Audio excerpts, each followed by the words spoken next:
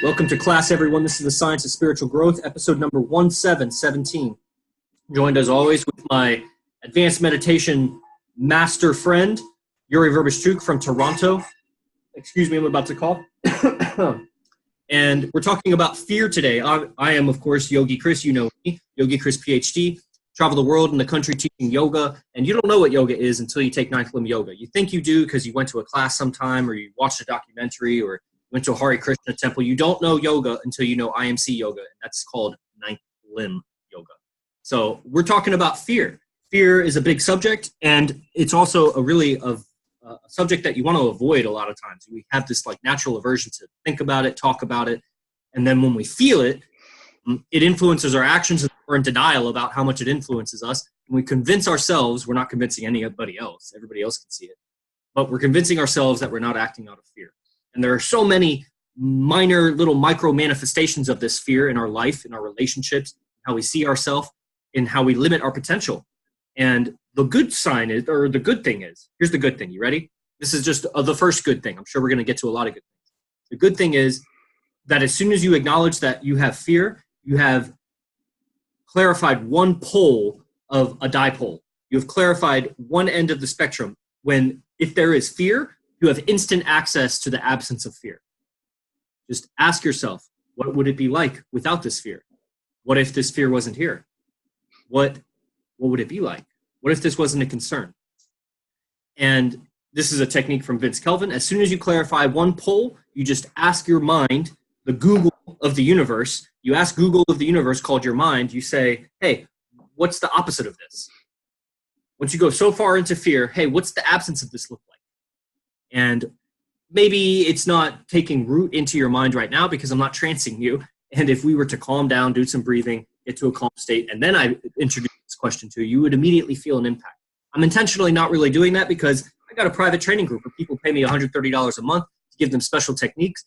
And I don't want to shit on their money by just giving it all away for free. But I will talk about it, around it, over and over and over, and keep reiterating it. And some of you, it will unlock some chains that are in your mind.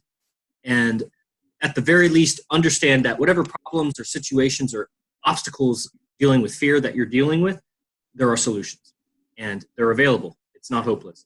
So I'm joined with Yuri. Yuri, I'm sure, had a lot of fear when you had a past life regression and you saw this thing and it was like, whoa, like, what is this? And when you put back into reality, but we're back into, the material world and interacting with old relationships, and they hadn't seen what you had seen. They didn't know what you now knew. And I'm just sure there's all kinds of fear around you. And just how does fear manifest in your life as a meditator?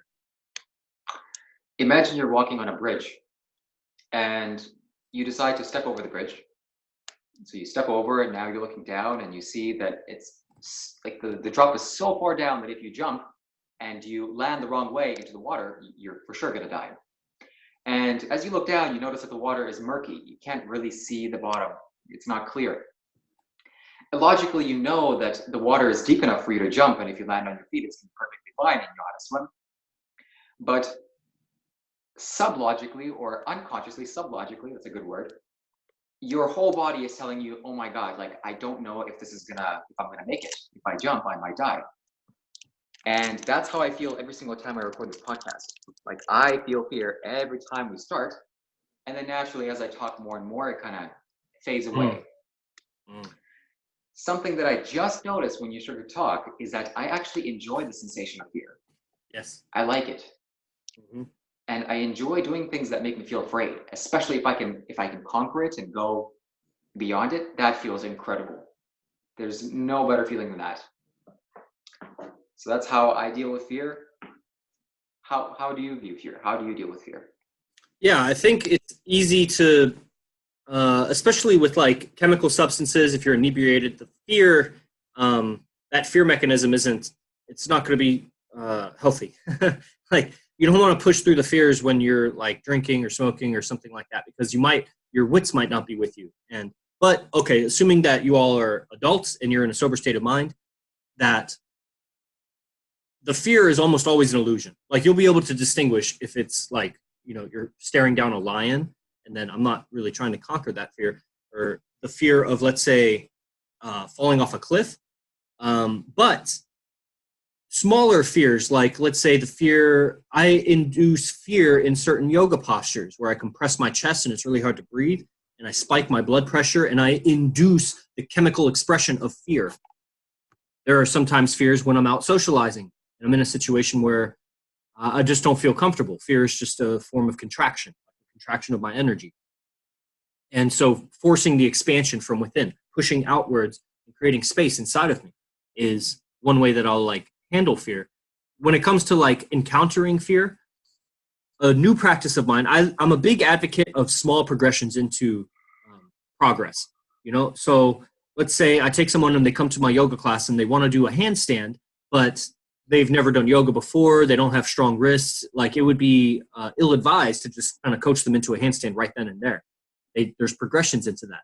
If there's someone that's been a hermit most of their life or a recluse and they want to go and pick up some girls and have a good time, but they're just not socially calibrated, they don't understand socializing, it would be a little bit traumatic and detrimental to their system to put them in a situation that someone that's much more advanced or experienced would do. So small progressions into it. So fear has big manifestations. It also has like just small little manifestations. The fear of picking up the phone and calling that client, or the fear of saying how I really feel in a situation, or the fear of even like apologizing sometimes. Like false ego gets in the way there. I'm a big advocate of ego. I'm just not. False ego, will create problems. And we can go into that distinction maybe some other time.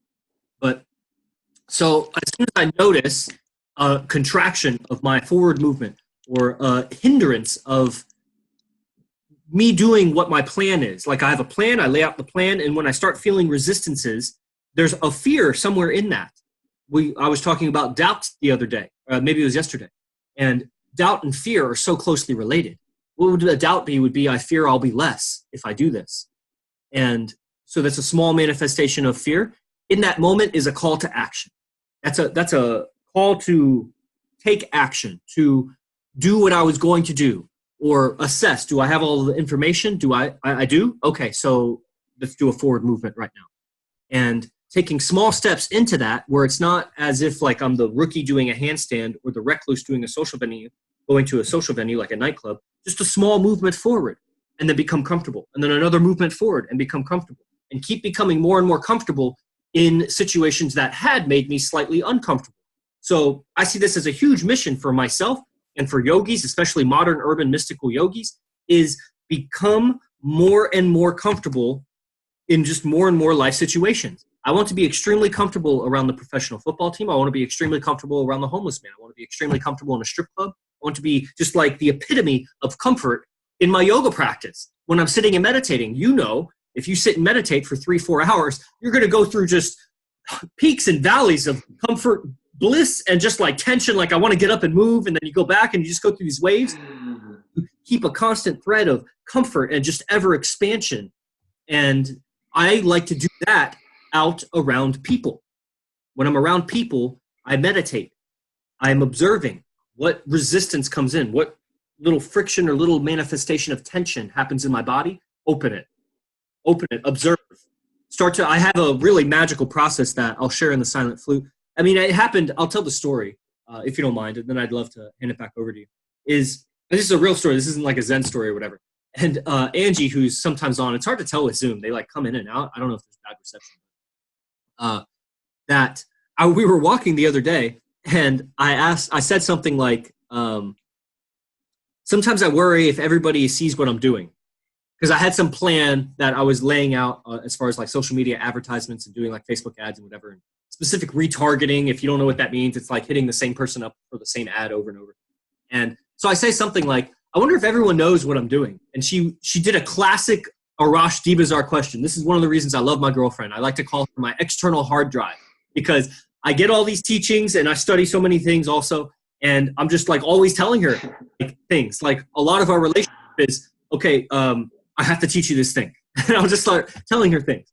And then every now and then I'll stumble. It's 9 times out of 10 I'm on point, but 1 time out of 10 I stumble. And a lot of those times she's right there to be like, hey, this, that, or the other thing. And she'll like repeat a teaching. And I'm like, that's amazing. Like you're my hard drive. I just carry you around everywhere. And so I said, I wonder if everyone knows what I'm doing. And she was like, who's everyone? And that was a classic Arash Dibazar question. Like, what do you mean everyone? Because like somebody might say, she might say, yeah, everyone at work is like, you know, teasing me about my braided hair or something. I don't know. Just I'm picking something ridiculous intentionally. She's everyone at work is teasing me about my braided hair. And I'm like, who's everyone? And she's like, Jenny. And like one person. So when you said everyone, you meant that one person. You're like, yeah. So that's what I fell into. That trap was I was saying everyone when really all I meant is the people I was retargeting.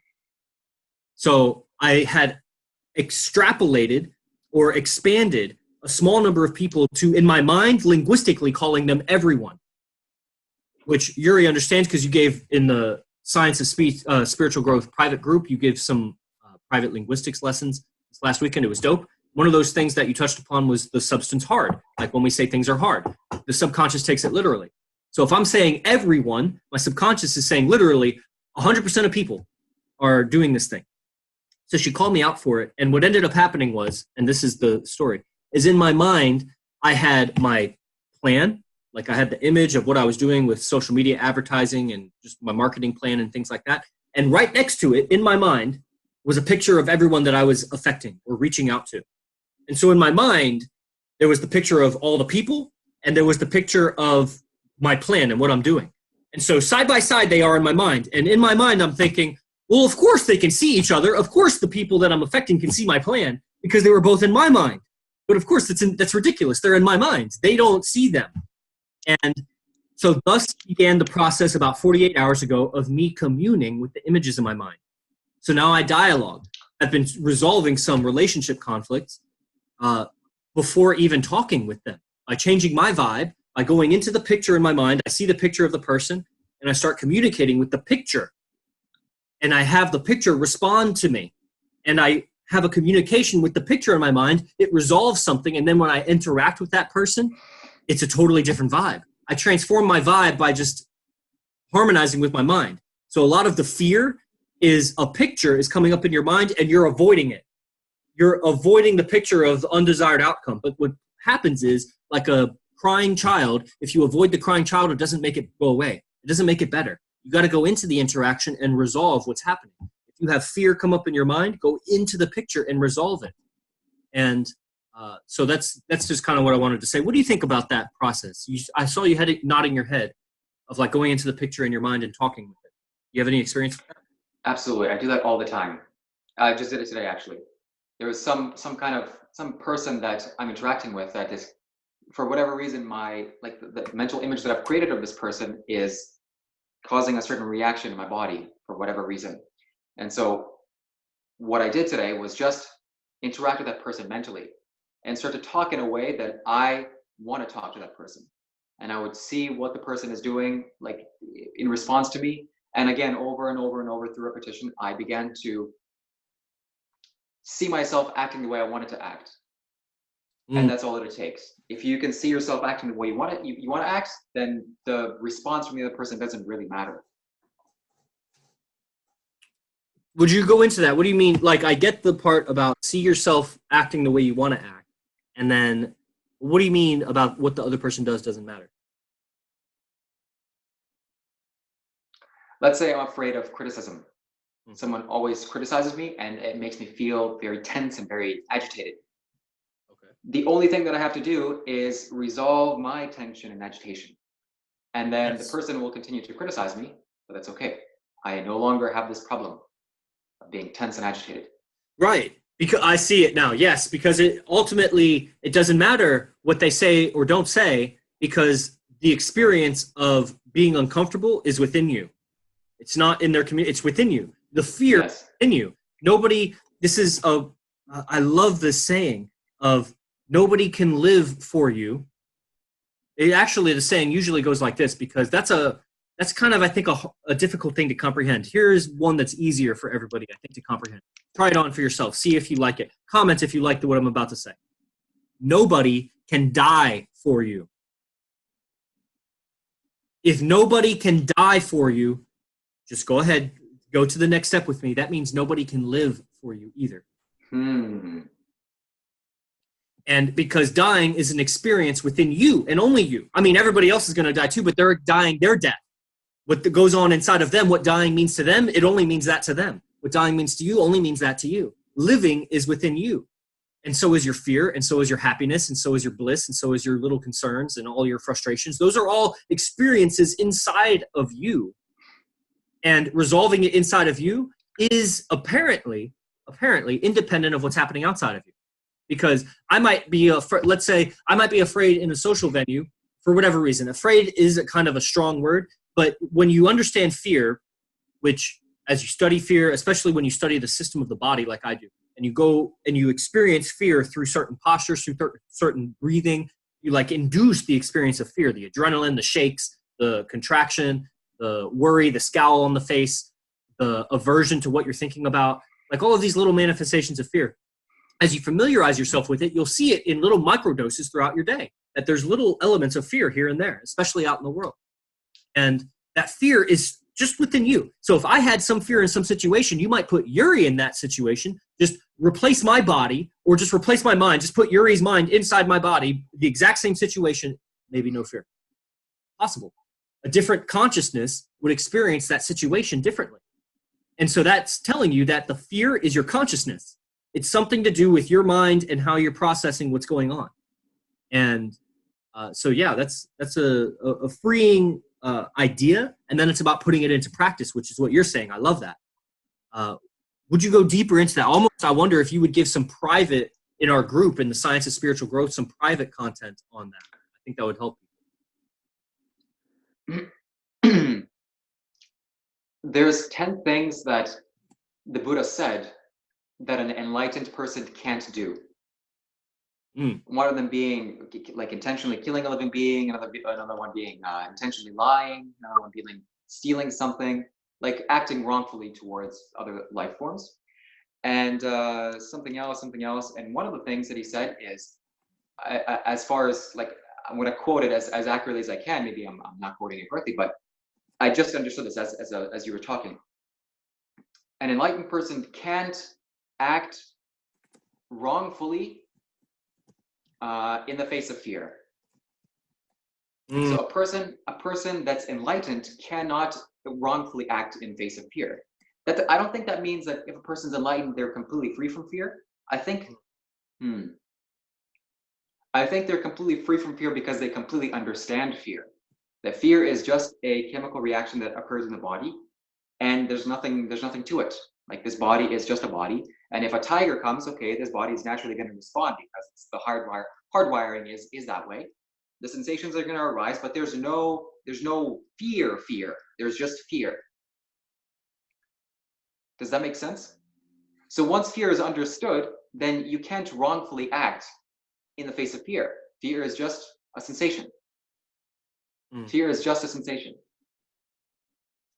Yeah, because what would it be if there wasn't the sensation? You wouldn't call it fear then, right? So, the sensation, there's all these different sides of the diamonds, the sensation, the contraction of energy, because a person might be numb to their sensations, but you can still feel their energy contract.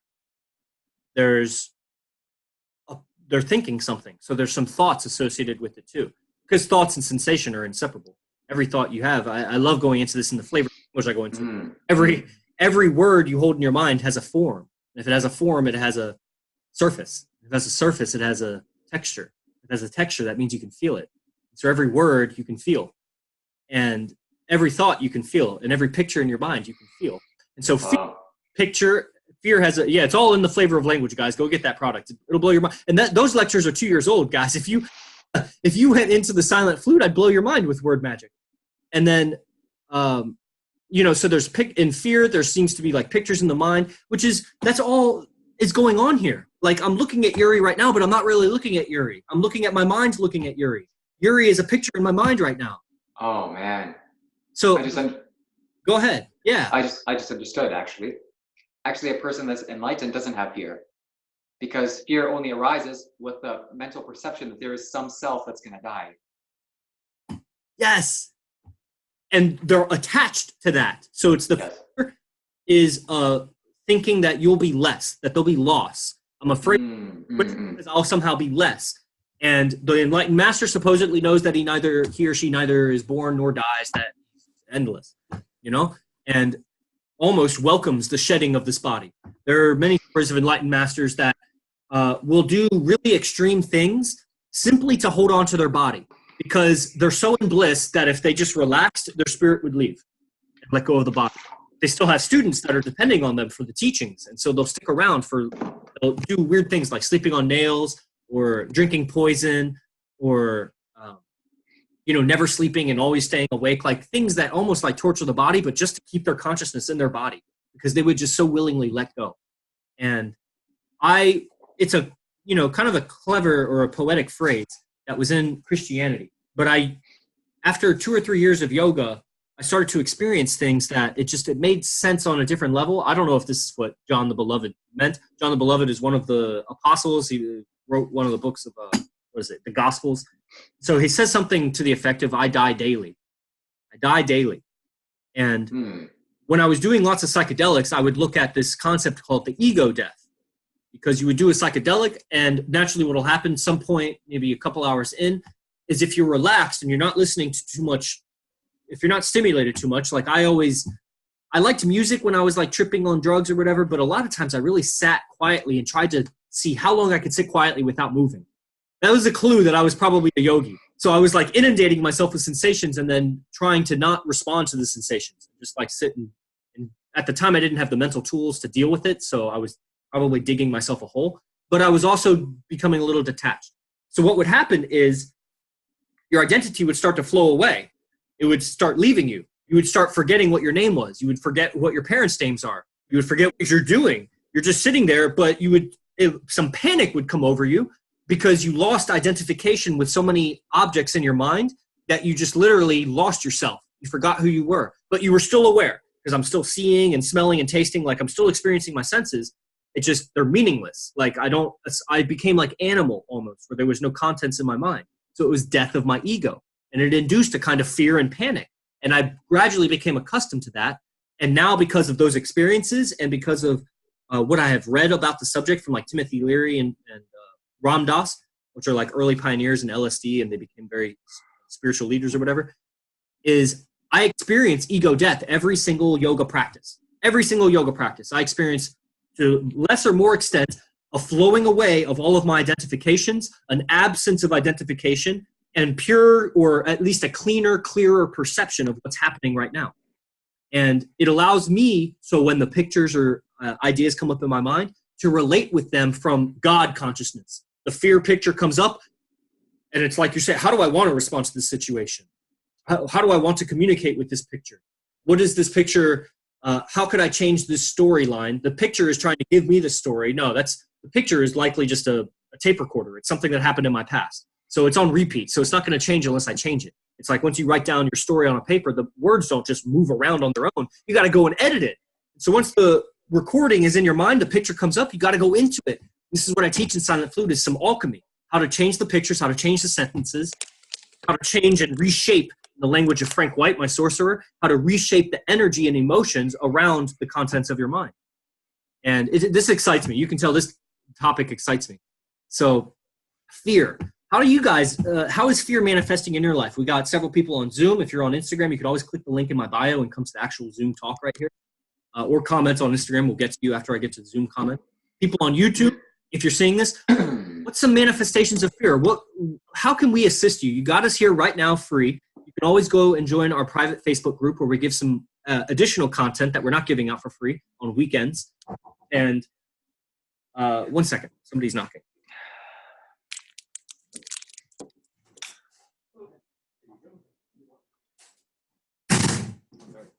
When I was in Burma, I mean, I experienced a bunch of shit.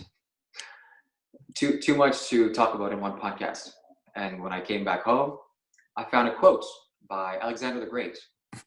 And Alexander the Great said, "Those who conquer fear are set free, and those who are conquered by fear suffer and die." I posted it on my Facebook bio because I truly understood the meaning of that. When I was in Burma, I had to be placed in certain situations that if I didn't overcome fear, then I knew I would suffer and die. Literally, metaphorically, spiritually, emotionally, mentally, in every possible way. So I had to go into the fire, so to speak. The consequences of not going into the fire and burning alive were too great to even consider. So that led me to climb over backyard fences in a third world country, Burma, which is run by the military, and potentially risking my life in order to find something that I deeply felt like I needed to find. And I did find that, but risk my life to do that. And the scene that closely reminds me of this is The Matrix, when Neo first gets a phone call in the office and he kind of runs out to the window and he starts climbing through the window to try to escape from the agents, but he's too afraid. Oh no, his phone drops to the ground. I don't know how many feet, and he's like, no, I can't do this. And so the agents take him and suffers and dies. I wasn't willing to do that, and so yeah, I just had to face the consequences. So we're here to overcome fear. So you need to overcome fear. There's no way around it. You need to do things consistently on a daily basis that make you afraid, and push through it or go above it, go beyond it, understand it, get comfortable with it. Because if you don't, the consequences of not doing that are too painful. You should be afraid of fear. You should be afraid of not overcoming fear. That's the true fear. That's a very famous American quote from President Kennedy. There's nothing to fear but fear itself.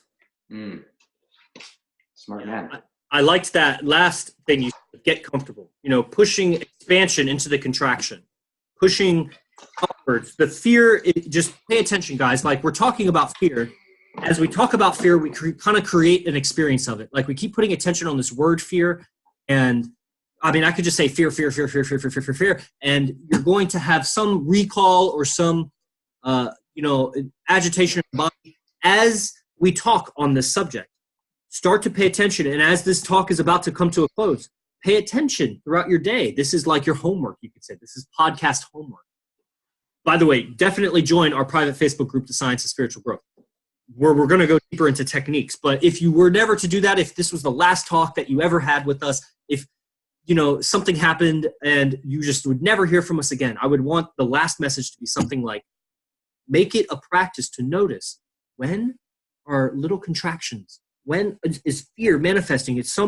Maybe it's that I'm more physically oriented, that I notice the physical contraction before I notice the fear. Maybe some of you, maybe Yuri, I don't know, notice the fear first and then notice the physical contraction. I notice the physical, something in my body closes, joints close, blood vessels close, my jaw, my tongue space, my throat, something closes. And then I'll start to look around in my mind. What did I just think about that caused this closing? And then I can intervene on my anatomy, push it open, and then start to do processes with what came up in my mind, which we've already talked about. We've given you kind of some processes. Anybody that's has discipline and is really, really willing to put in the effort, you could figure out how to do what you need to do based on what we've said today. If you want a little guidance on that, then hit us up, send Yuri a message, send myself a message. You can find us on Instagram. The notes are, in the notes to this podcast, you can see how to contact us.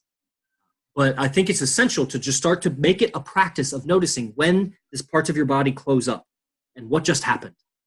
And then start to figure that out, sort that out for yourself.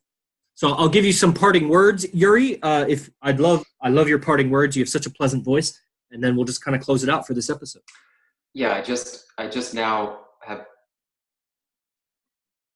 I understand what I'm going to do right after I end this podcast. I'm going to record a video of me astrally traveling and talking to this kind of spirit, very big spirit, and asking him for advice. And he kind of gave me some advice that specifically deals with this. And I'm going to give a very practical technique that any man, woman, or child can use to start to gain control over their lives and start to gain control over their feelings, specifically fear.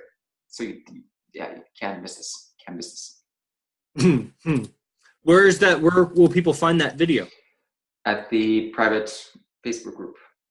Cool. Science of Spiritual Growth. Cool. Yeah, I love giving them value. For the 40 people that have already joined, I really like to honor that they took the commitment to do that, because everybody's afraid of being sold something. Yeah, we're going to sell you something at some point, 2 months down the line, because our knowledge is valuable and we paid a lifetime of suffering. I dropped $35,000 to learn what I learned now after the $120,000 I spent for a PhD.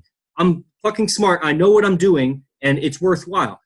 But I'm also giving a lot away for free. I have 700 videos on YouTube. You can find all my videos, all these free podcasts. So if you're struggling, I'm giving you content. If you really want to accelerate your growth, join the Science of Spiritual Growth, and we'll help you there also. We got one comment from Mercer. Let's read off this one comment and then kind of flip it out. Would you do the honor? Absolutely. Fear is the chaos in the mind. I learned to deal with the chaos and put it in order. I am dealing with fear on a daily basis. I am learning to step into it and turn fear into comfort. I am willing to learn how you deal with it. Absolutely. I will explain how I deal with it. Some very practical things that anyone can do in your home. Yes, very valuable. Very cool. Awesome. So I appreciate you being here with me, Yuri, and I think Yuri is in the Facebook group already. So you can, if this was impactful for you guys, if this benefited you, then share it, tag us. Let the world know. Let's grow this. We're doing this every weekday for 2019. And, we have goals. We go back to the early episodes of this podcast. We have vision about who are the people we want to meet? Who are the people we want to impact? We start this podcast strong every day because we want those people, when they tune into our podcast, to immediately be gripped. And we're aiming to grip you throughout so that you get a reference. Start to grip yourself in your life. Let your story of your life and your own communication grip you. And what more can I say about this? So I'm going to close it on this bell. Thanks, Yuri, for joining. Yes, thank you. See you the next time. Namaste.